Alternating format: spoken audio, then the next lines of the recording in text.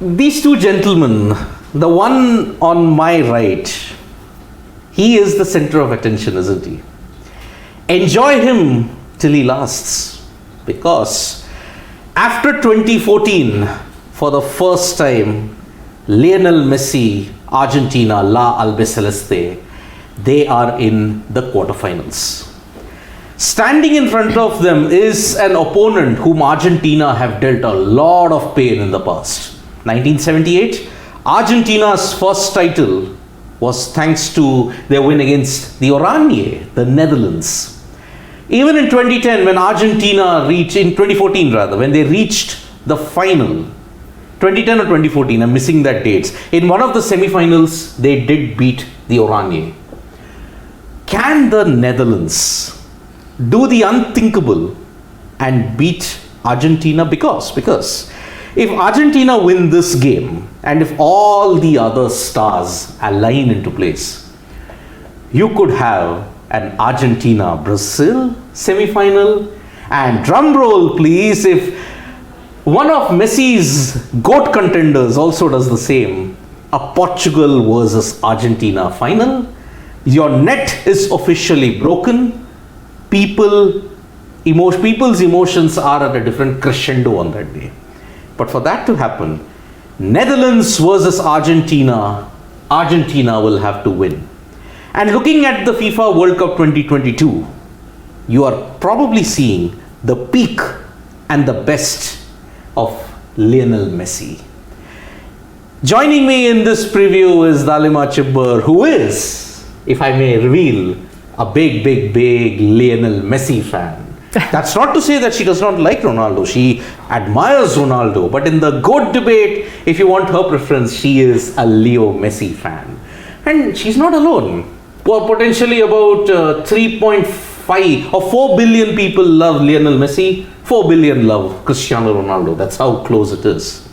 But Argentina, Dalima, if it was not for Lionel Messi's exploits in the game against Mexico, in the game against Australia, even against Saudi Arabia, which Argentina lost, by the way, we would have still been saying Argentina, they are kind of here, kind of there, isn't it? But with this man performing so well, Argentina can do it, right? Break 36 years of pain. Definitely. And I think like the way Argentina have been playing all of their games, they had a 36 game unbeaten streak. Although just entering into the World Cup, they did face a defeat, but then how the team took it, and it was pretty evident in the interviews as well that it was like a blessing in disguise for them, because since then the team has actually started performing better. And we have seen we've seen Messi done wonders. Like his first goal in the last game was beautiful. There was no power. There was no over dramatizing something. It was just like a nice, beautiful pass. It was a nice placement on the side, and that does the work at the end of the day. And I feel like for this man to be able to carry the team the way he has as a leader on and off the field, to keep that mentality, to get the team together, to be able to work for a really long time, starting from winning the Copa America and carrying that on. Because for Argentina, it was a very big moment, and it was an emotional one as well. So I think they draw from that experience a lot, and for them to just be able to carry forward that legacy. And if that happens and they face Brazil again, like the Copa America final, I think it's going to be they would still have a lot of positives in on their side going into that game or going into this game as well. So there is no doubt about it that how not only me, but I'm sure thousands of people out there want Argentina to do their best, and maybe witness one of the beautiful goals of the game coming from Messi, and Argentina taking the win to the semi-final. For Argentina, the simplest SWOT analysis: strength, Lionel Messi; weakness, Lionel Messi; opportunities, Lionel Messi; threats, Lionel Messi. I'll tell you why. Because see, Messi's brilliance in this World Cup, when it's assisting, when it is goal scoring, He's reached peak Lionel Messi, unlike previous editions also. But the weakness, Dalima, do you think, is the lack of support that Lionel Messi can get from this Argentine team? Because look, in the club scenario, what we saw was Lionel Messi was getting tremendous support from other parts in the field. But in Argentina, do you think he's hamstrung by the fact that he's not getting support from, say, the left or the right or the midfield? Do you think he's hamstrung by that? That's why on one bad day, say, unfortunately, the quarters or the semis, it could bite Argentina hard? I think that has changed over time, because we did experience that, like, how Saudi Arabia had a lot of players defending around Messi. And we saw that how that did upset the team. But I think apart from that, when they played the next games, how they started using that to their advantage, because when there were a lot of players around Messi trying to defeat, all the other players had lesser number of opponent players to deal with. So that gave them a lot of more space to connect. So I feel like that has kind of changed in the tournament, and we have been able to kind of witness that change, because with Messi and with Lautaro Martinez, with Angel Di Maria, with all of with Paul, I think Paul is his name. I don't know his full name. Rodrigo Paul. I think all of these people have been able to come around him and combine with him, and it's not, and for them now, the focus just from a part playing the ball to Messi, they do try to find him, and we see Messi all over the field now, which we did not see that for a very long time, because when we would see him for Barcelona, we saw that he had all the players, and then he was being fed the ball out in the front. But for Argentina, we actually see him go out of his comfort zone. We see him last game, I think for the first time ever, for all the games that I've watched, I saw Messi in the defense lines trying to defend the ball and playing it to his players and moving up forward. So I think that has changed with time, and I think that one defeat, like I said, that how team said that it was a blessing in disguise, that actually kind of opened their eyes, so that now when they're faced with a similar situation, they know how to face it. From the despair of 2018, do you think Netherlands' journey has been, wow, we can just shout out and say wow?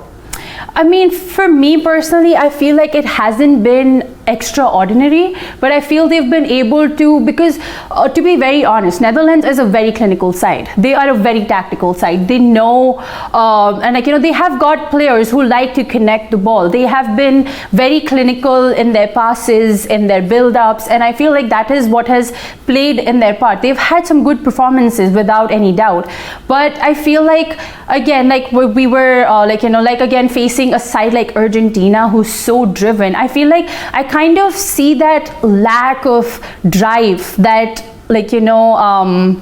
that craziness of wanting that trophy more than anything. I feel like that drive is kind of missing in the side of Netherlands, and I feel like that could hurt them at the end of the day. But we do know, and I think I was reading an interview from the captain of Netherlands, Van Dijk, that he said that they know that he knows that what Messi is capable of. He's capable of great things, but they are not just looking at Messi going into the game. They are facing Argentina, and that is the mentality that when that mentality changes to that, I feel then that the team is going to come out to do big things and achieve big things.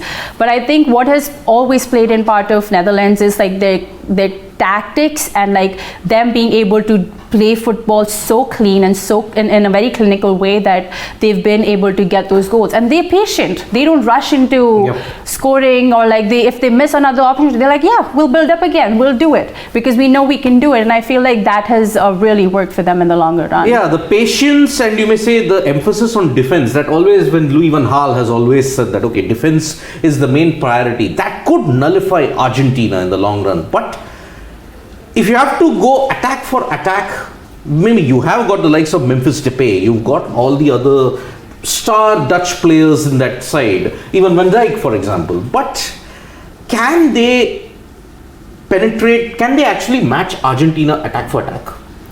I feel, for me, it's going to be Argentina's attack versus Netherlands' defense, because they're very organized, and I feel like even like likes of Frankie de Jong, they like to drop really deep to be able to support their defense. And now that they're playing three at the back, we know that Frankie de Jong is going to be dropping right in the middle pocket to support, because they like to give Netherlands likes to like exploit the space on the wings, because they've got speed. They've got youngsters like Dumfries who like who like to exploit. They like making those runs. They like getting at the back of the defense. But I feel like they knowing that what kind of an attacking powerhouse Argentina is, and the way they love to like get into those critical zones, get behind the defense, get into those gaps, they know they're going to be having a tough time. So I feel like it's going to be Argentina's attack versus Netherlands defense, and we're going to be seeing a lot of that. And I feel what Argentina could be adapting to, I mean, it could be going on counterattacks and exploiting Argentina's defense, because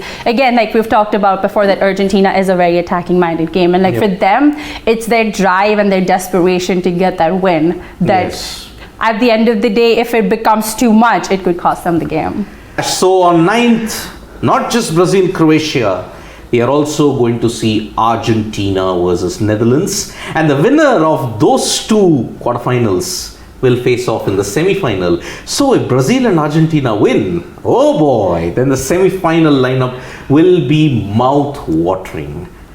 Join us for that, and Dalima will be there for all the games in the FIFA World Cup quarterfinal, semi-final, final, third place. Yes, even if the tragedy happens, she will still come and ensure that we have a fantastic FIFA World Cup 2022 coverage. Thank you so much, guys, for joining us for this special build-up to the FIFA World Cup 2022. Subscribe to Sports Today for all the latest news and analysis. We are also there on Facebook, Twitter, and Instagram, folks. Thank you. Bye-bye. Vanakkam.